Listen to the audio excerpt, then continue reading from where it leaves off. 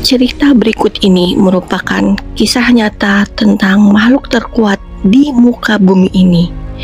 Ia seorang ibu yang juga sekaligus menjadi tulang punggung keluarga, namun tak menyerah dengan keadaan.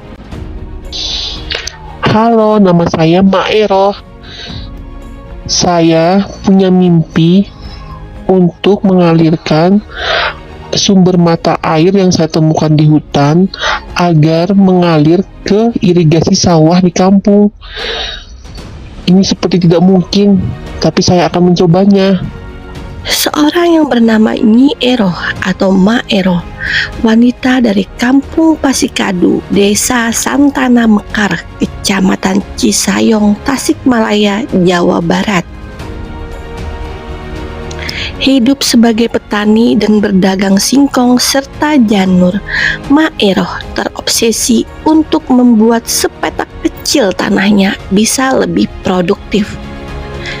Tahun 1982, letusan Gunung Galunggung membuat ibu setengah baya bernama Nyi Ero atau Ma Ero harus bekerja lebih keras untuk mencukupi kebutuhan keluarganya.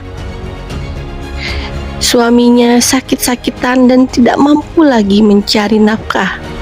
Sementara itu, sawah yang menjadi satu-satunya sumber pangan keluarga mengalami kekeringan sehingga tidak bisa lagi ditanami padi.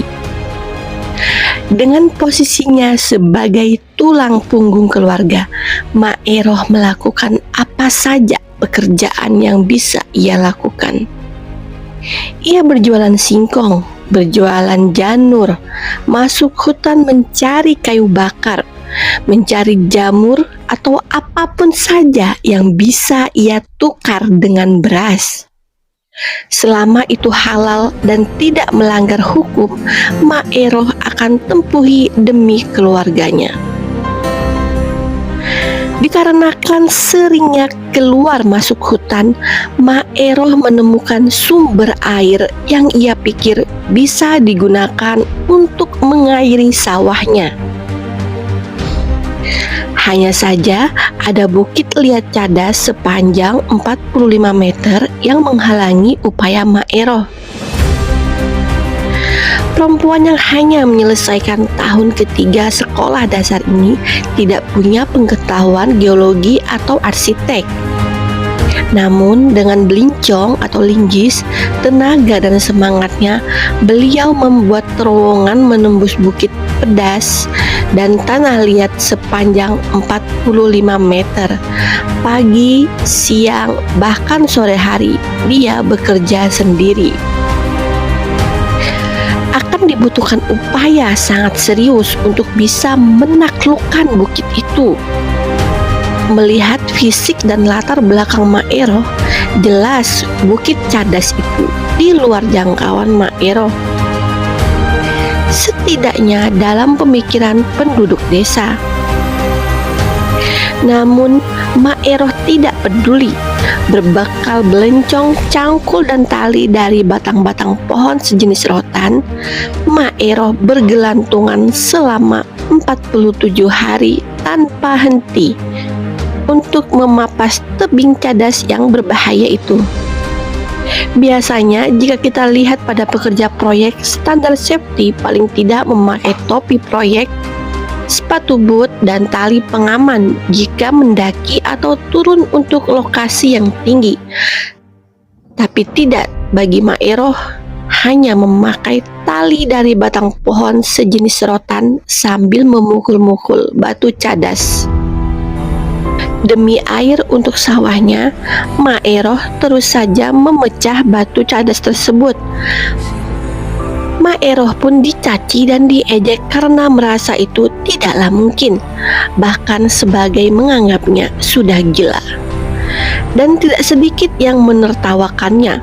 Namun Ma Ero yakin bahwa ia bisa melakukannya dan fokus saja pada tujuannya tersebut. Ma Ero memang perempuan bermental baja.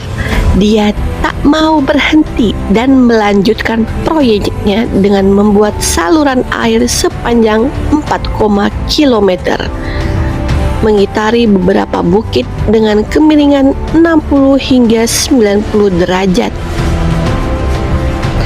Selama 2,5 tahun, proyek itu diselesaikan dengan bantuan 19 tetangganya yang dulu mengejeknya dan sekarang telah berubah dan kembali mendukungnya.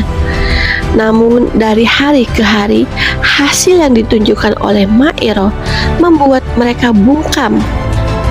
Apa yang dilakukan Maero telah menginspirasi hampir 20 orang laki-laki lain untuk membantunya. Maero yang bekerja sendirian juga dicibir oleh tetangganya.